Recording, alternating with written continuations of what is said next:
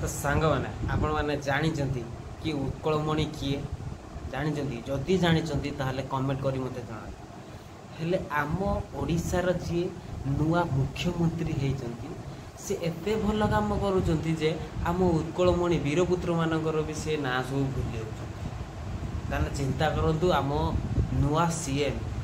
सी किभली भाव काम कर एत थर विधायक हो सारा पर जे वीरपुत्र ना जान ना तो सी किसु माने 5 वर्ष रही ओडिशा को कौन शासन करेंगे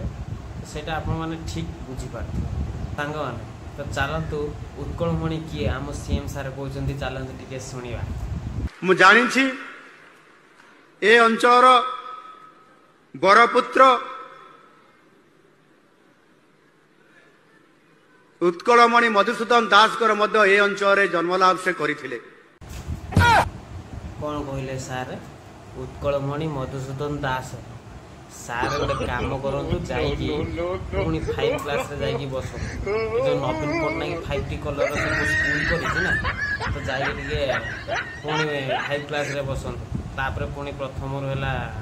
देख उत्कलमणि किए उत्कल गौरव किए से सब देखी आसी पुणी आसी भाषण दे सालेपुर और ये अंचल एवं मधुसूदन दासंकर आधुनिक ओडिशा रे तांकर भूमिका स्वतंत्र उत्कल प्रदेश गठन करिबारे तांकर जेभली भाव रे तांकर नेतृत्व एवं भूमिका माने लाज लागिया कथा हमको जे जो मानक पई आमे स्वाधीनता पाइछु आम देश जो मानक पई स्वाधीन हेइची तो सेमानक ना हमर मने ना उत्कल गौरव मधुसूदन दास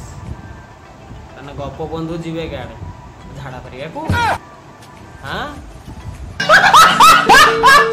गोटे काम करेंगे आज रात जाकि 5 क्लास बही मगेबे आप तो फ्री पड़े आसो जेहेतु आप सीएम फ्री पड़े आसला फर्द फर्द फर्द फर्द उल्टे उल्टे देखिए जे गौरव माने उत्कलमणि किए बुझीपार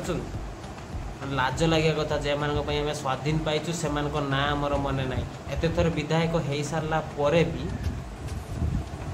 आम बरपुत्र मानकर माने ना मने ना